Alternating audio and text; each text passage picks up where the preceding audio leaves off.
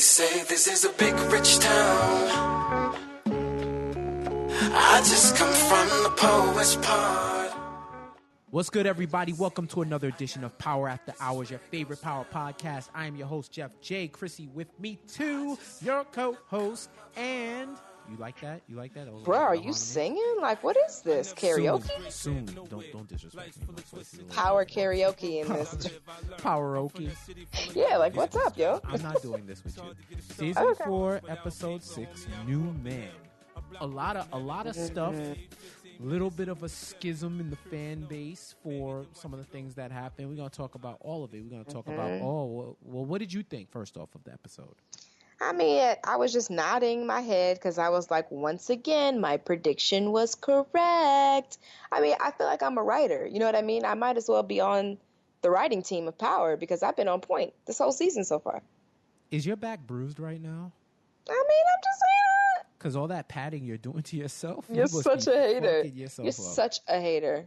Jeez, such a hater. So where do we go? Where do you want to dive in first? Man, where do we start with this one? I mean, there's so much that happened, so many gory moments, and I'm still sitting here like, what the fuck happened? Let's start. I guess we can start with the whole. I mean, it was kind of in the beginning of the episode. It was the first death that took place. Let's start with JR. Oh yeah. So we kind of knew that Julio had his time. His time writing was on the wall. His time was up. I think the moment that he saw Kanan, that was the final nail in the coffin. But Dre is pulling his own Lord Baelish right now, his own little finger, with the way he's manipulating stuff behind the scenes. So him, I like them introducing the Toros Locos back in, and how I didn't even think about that. I did not see that coming. Once Ghost got out the game, that the debt or whatever that Julio still had, it renewed. Like, imagine if somebody paid off your debt. They said, oh, well, once he stops working, now your debt is back. I bet you Sally Mae and Navient. Oh my God, that. I was just about to say Sally Mae, that bitch. You know she's Navient now. Don't let her fool you. Sally Mae is Navient. So you don't know. But yeah. So for Dre to play that angle, saying Ghost is out the game, so if you want to kill him, it's all on the table. And then the whole setup, I like the fact that he went out fighting. Like he really went out fighting. I like the last scene. He went out on top. I think it spoke a lot to the naivety of the character, where just because you talk to somebody and you piece it up, it don't mean that you good. It just means they just decided to piece it up. So him confronting Dre about Kanan, then all of a sudden he flipping it to this new connect that he has, and there's going to be a meeting, and Dre playing that whole role where he plays the Tommy card.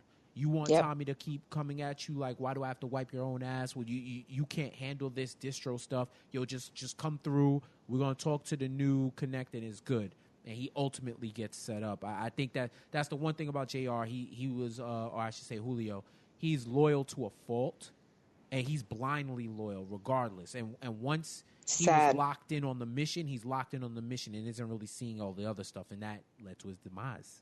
And first of all, let's give some props to Rotimi, yo. Every time they have tried to come at his character with some bullshit, he does not sweat nor bat an eyelash. Like, it's like he was so smooth when, Julio said, well, what was up with you and Kanan? Do you not remember what Ghost said? When you see him shoot him what Tommy said, I'm sorry, you shoot him on sight, no questions asked. And it was like he didn't stutter. He didn't, there was nothing in him that could have made Julio think, yo, this guy's full of shit. You know what I mean? Like, unless you just go off of your instincts on what you may think of him. But he didn't make a case for anything. He was so calm and nonchalant about the whole thing. I'm really starting to enjoy Dre's character because, honestly, I don't know what side of the game he's on. He plays both so well. It's like, yo, at the end of the day, who is he who is he for at this point? I still don't know. But yeah, I did love that Julio went down fighting, but at one point I thought he was going to make it out of the joint. I was like, oh, he's going to live. His mistake was not speaking to Tommy first. If whatever information you have that may be crucial, or, once you saw Kanan, you should have never even approached Dre with that information. One, because you've already seen what Dre is capable of. He's seen Dre move behind the scenes and do stuff behind his back to Tommy. So why would you bring that to him first? Why? It doesn't make any sense. But I do know that black dude, Julio told him, I have some information. It's important. I need to speak to Tommy about it. Tommy's going to piece this together at some point. He's smarter than we all think. He's emotional, but he's also extremely smart. And the other part of the equation that could possibly blow up in Dre's face is he instructed the Toros Locos to not make it look like a Toros Locos kill.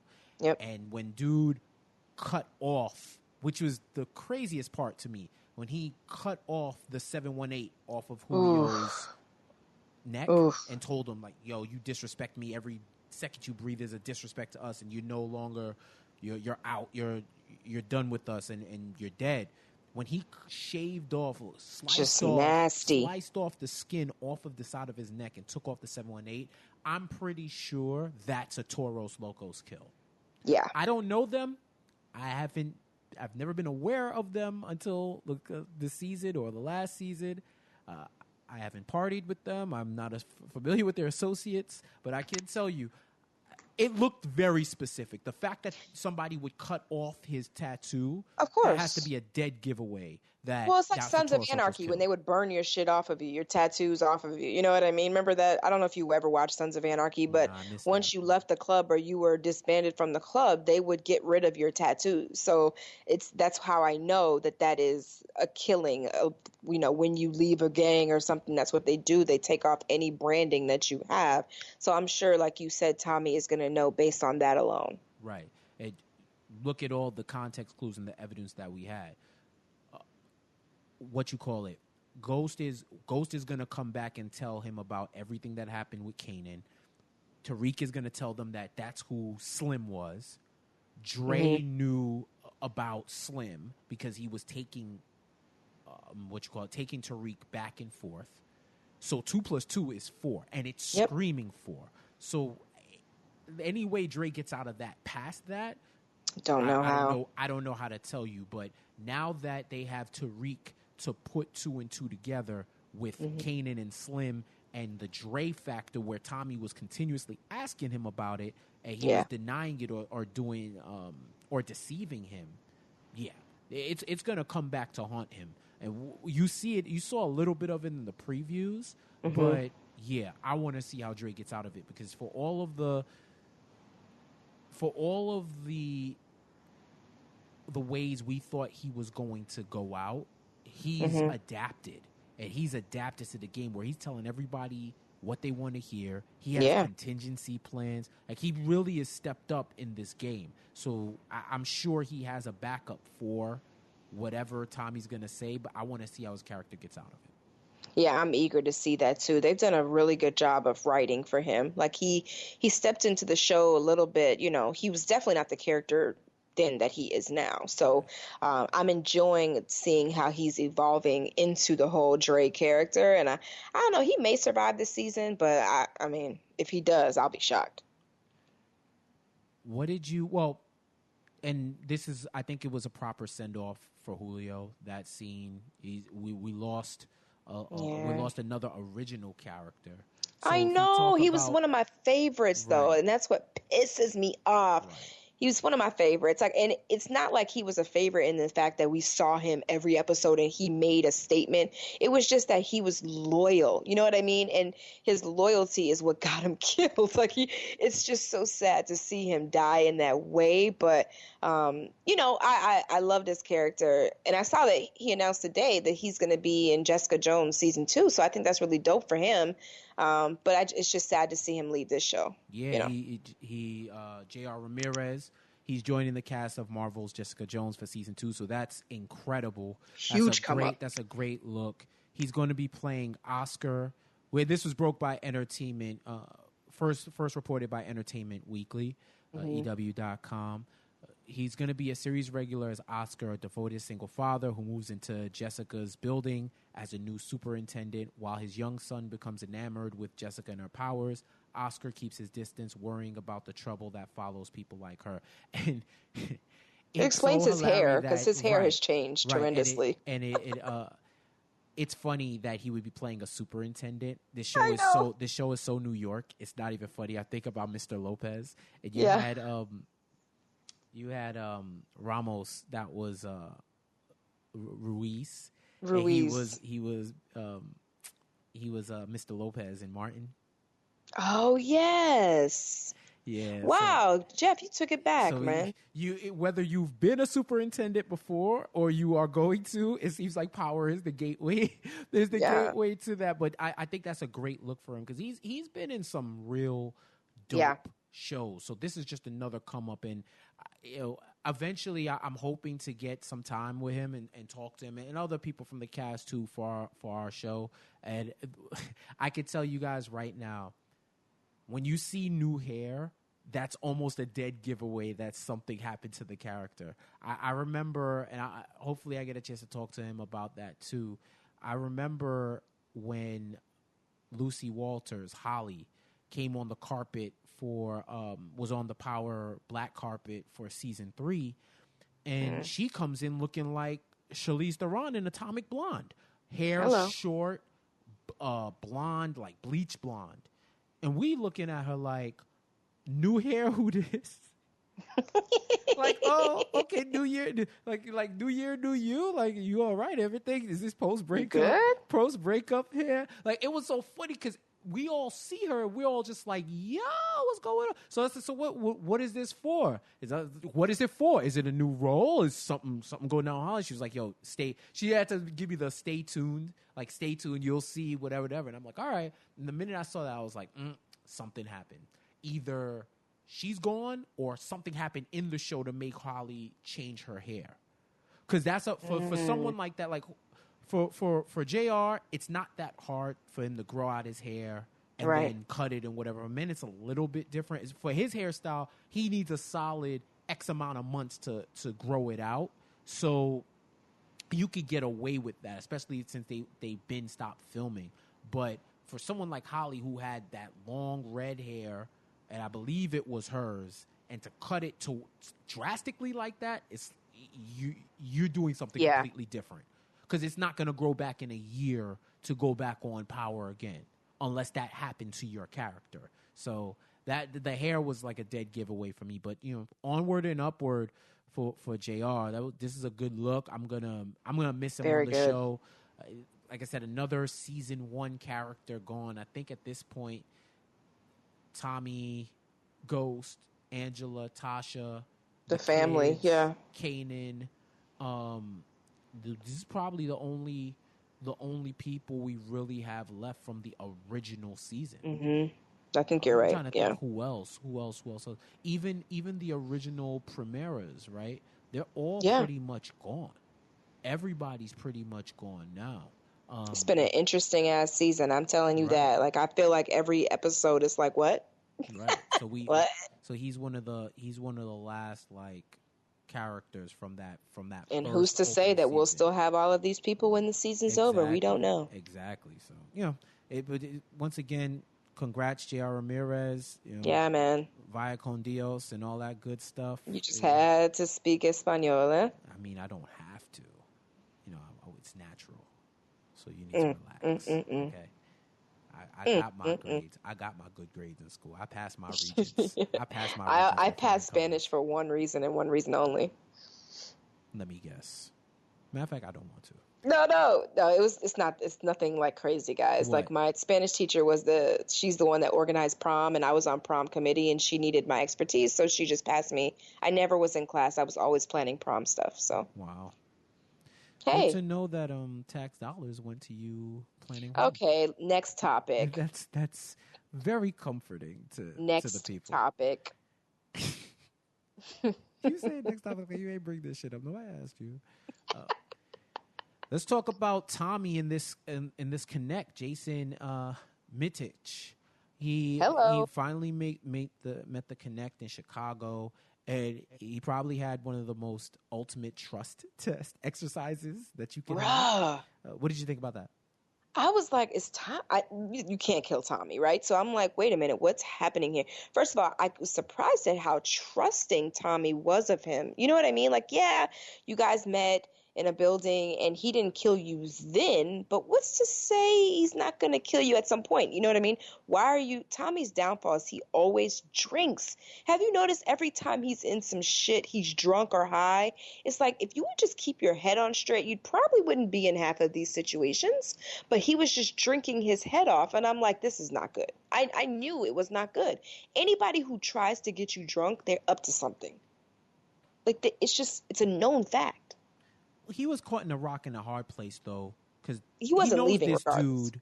He's out there by himself, no phone. They took his weapons. You're really at the mercy of dude. Like, same way like Julio got caught up.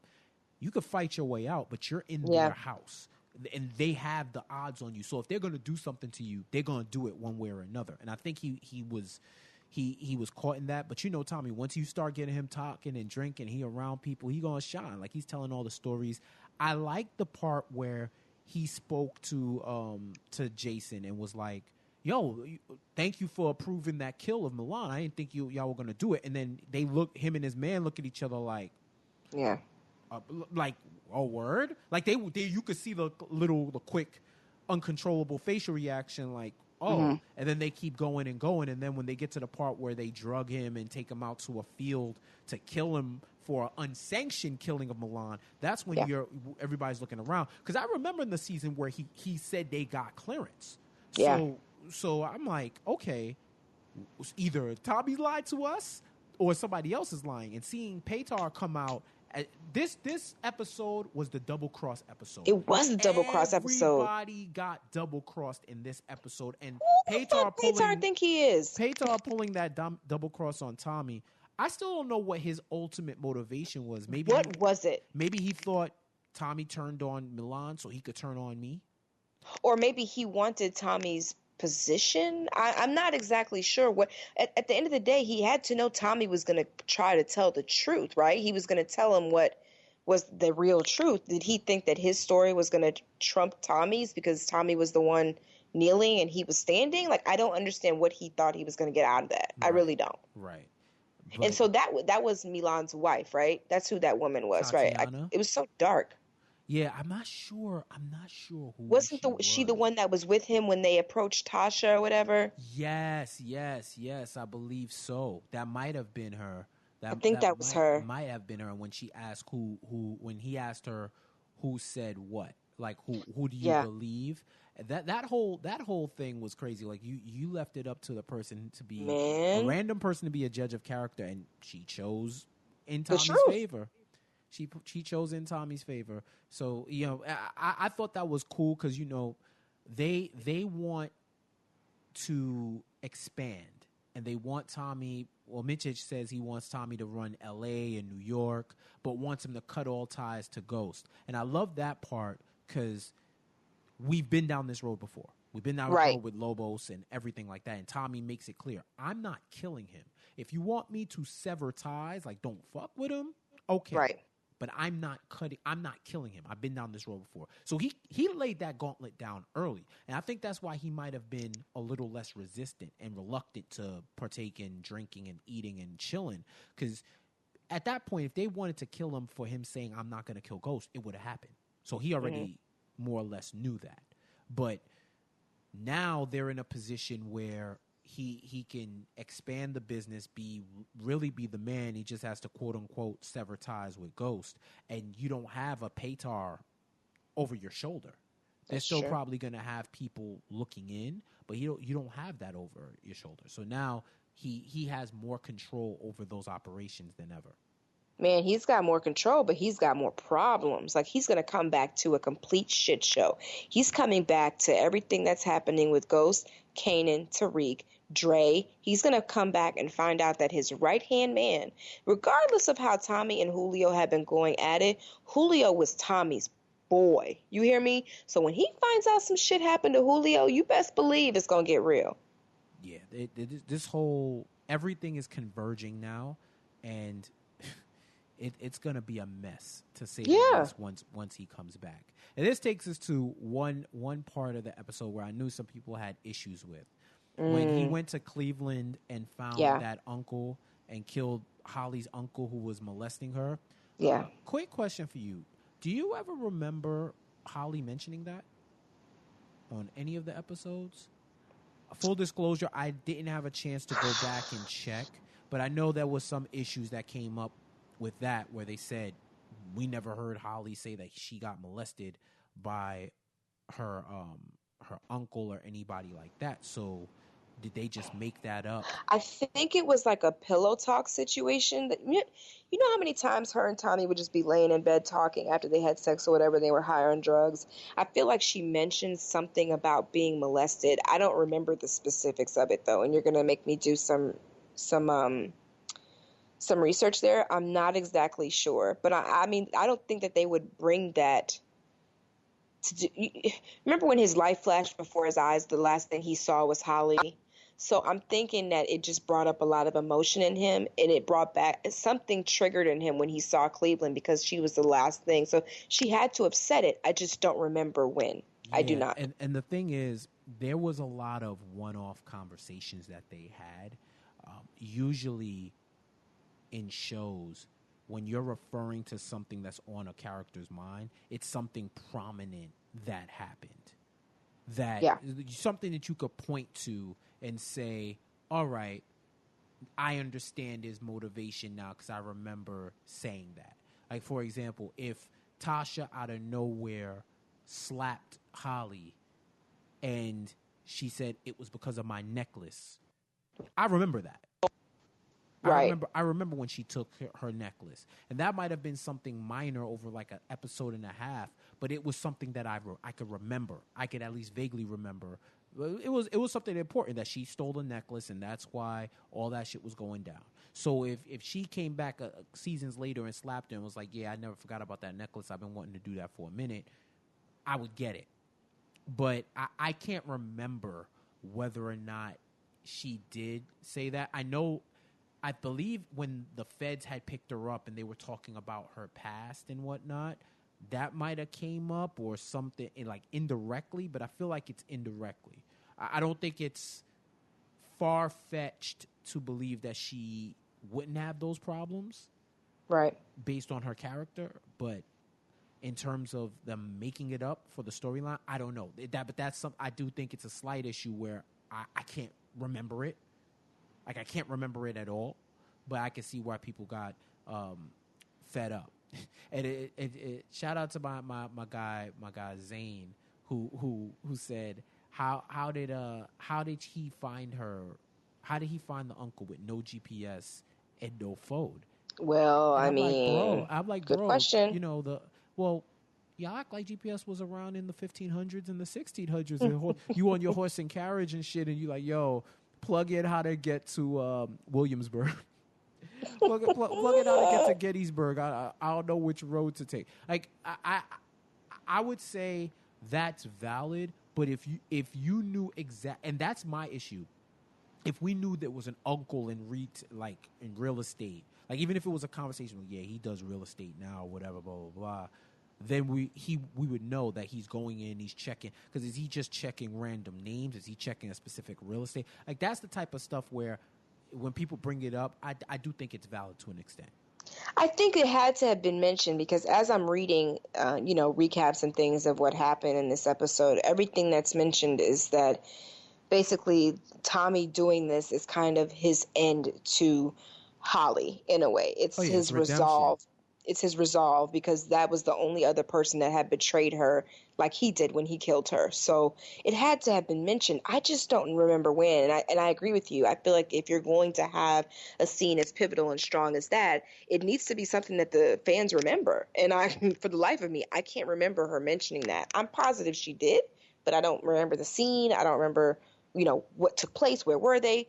I just don't remember it like that. Dude, I was dragging my mind and I just didn't have time to go check back the old episodes, but you could see that was redemption redemption for himself for everything that went down with Holly, and like a last bit of retribution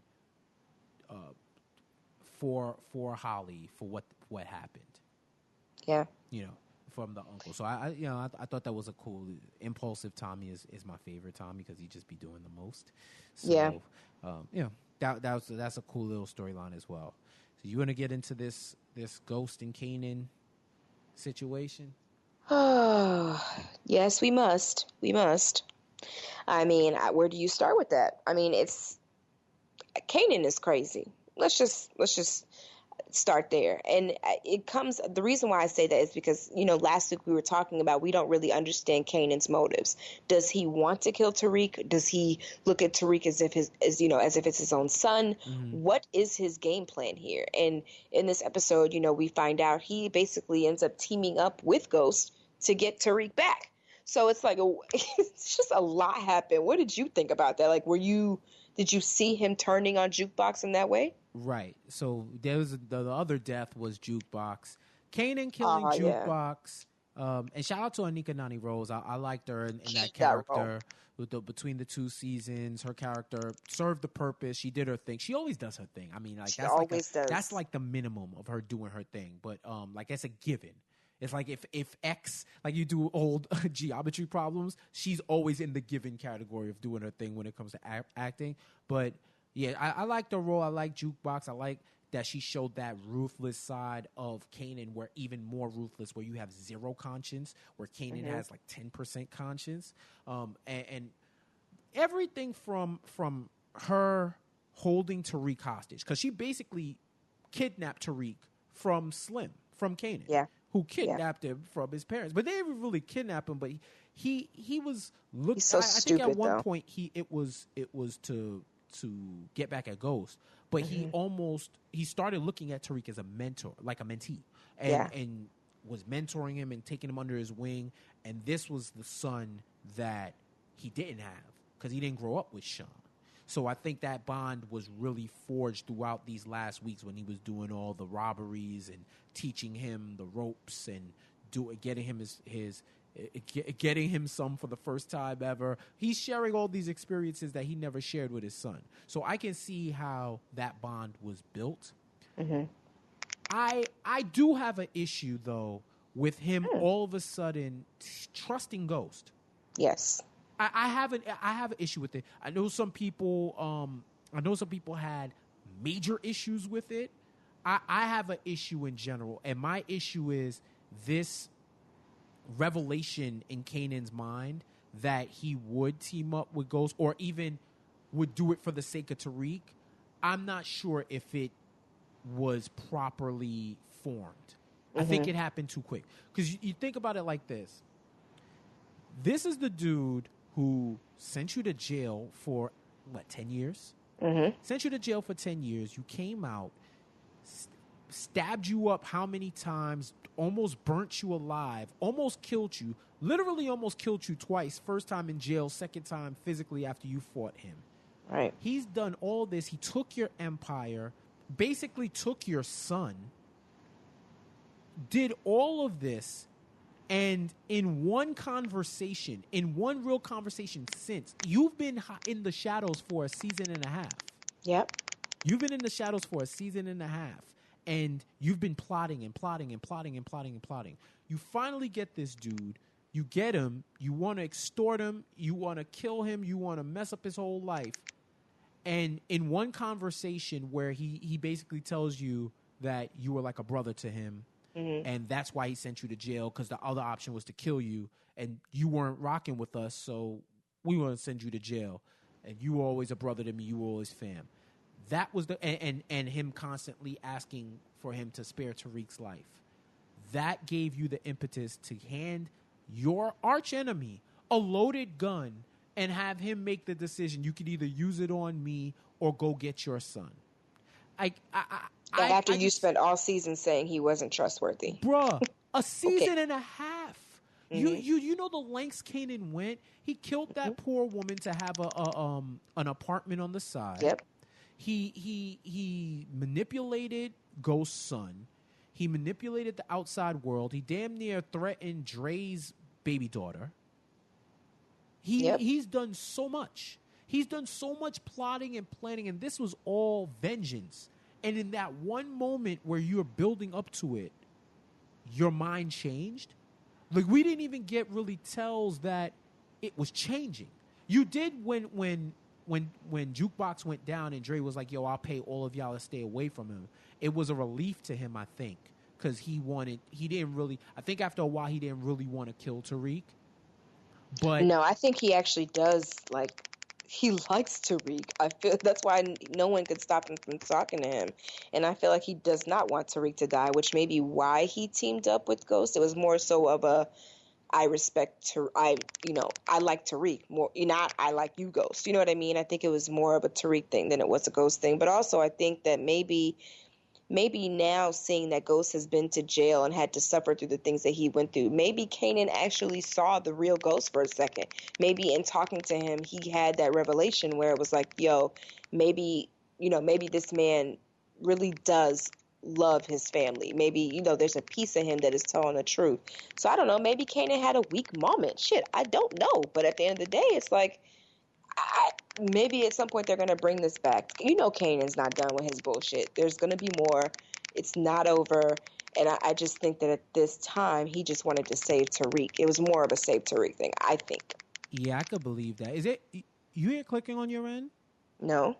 Okay. All right. Maybe it's me. I don't know. But, yeah, so I do believe that it was that. I just feel like with all that vengeance and with everything that was going on, it's just, to me, it's this is a dude, and then he gives a confessions to Tariq. Jukebox makes him confess. I'm first of all, we find out his last name is Stark, which is funny. Yeah. Kanan Stark. He tells him he ain't shit. He's a no good motherfucker. He killed his son and he'd do it again. Which was dope. He's just running down every bad thing about him. But yet he still wanted to save Tariq. I could believe the saving Tariq more than helping Ghost. And I feel like him giving him the gun was they wanted to go in there as a united front. Because he even said, I don't know what she got in there from me. I'm not sure. I'm not. He was scared of Jukebox. Right. I firmly believe he was scared of her.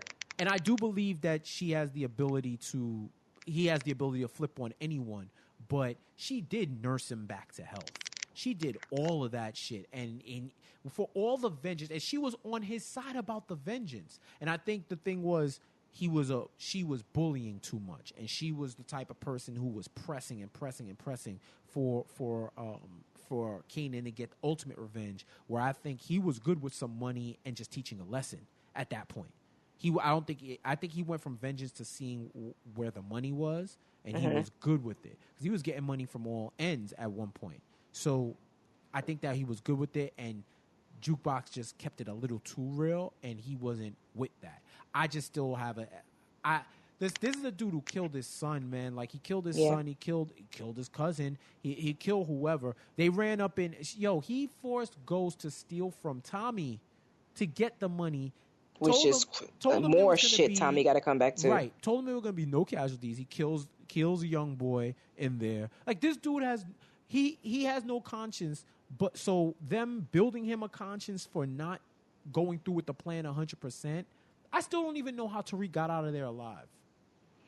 Maybe, and it also could have been a situation where maybe Kanan thought Jukebox was going to kill him too. You know what I mean? And so he used Ghost to save his own ass. It could have been that too. Yeah. I think they have to further explain that, because I agree with you. I think that they've spent way too much time with Kanan saying how much Ghost ain't shit, how much you can't trust him. I mean, you manipulated his son to believe that he wasn't shit.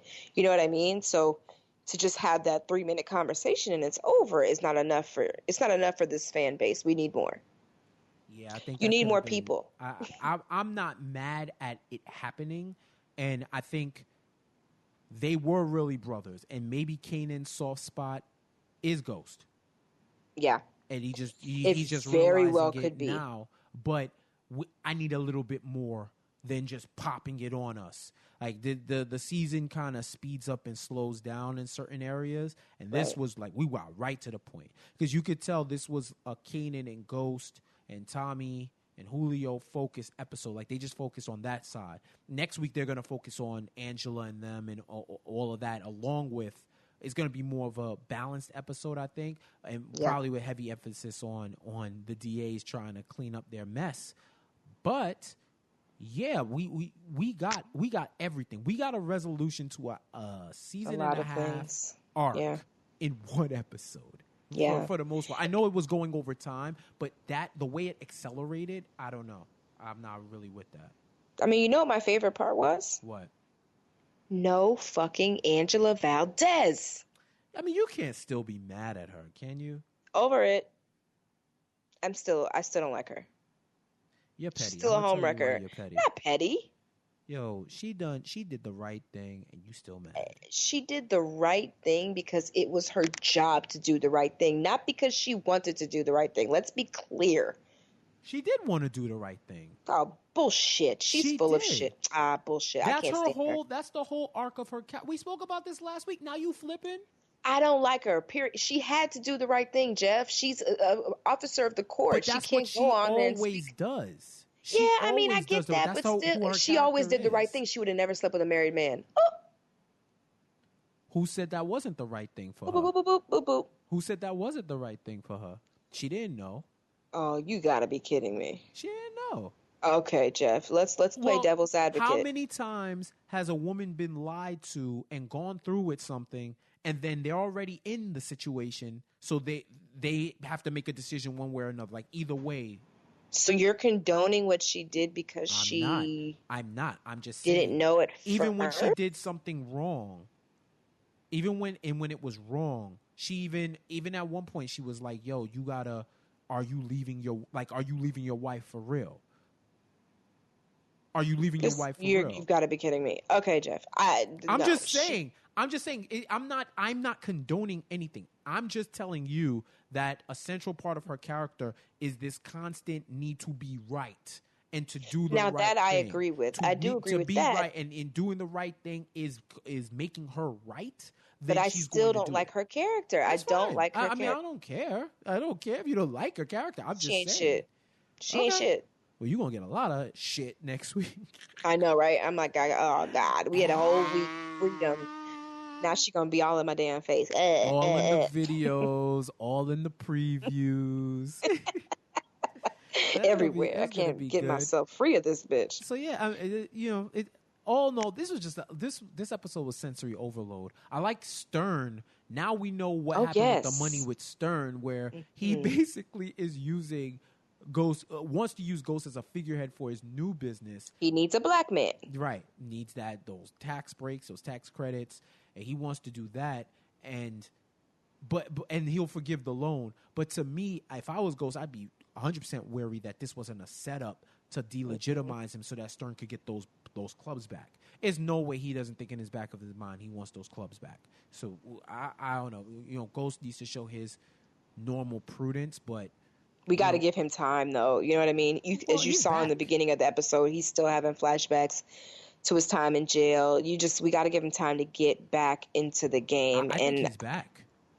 He's definitely back. After this week and the whole shit with Tariq, he's back. I do question his motives of wanting to be back with Tasha. You know what I mean? I feel like he's like, oh, okay, well, we made it, so why don't I just have my old family back?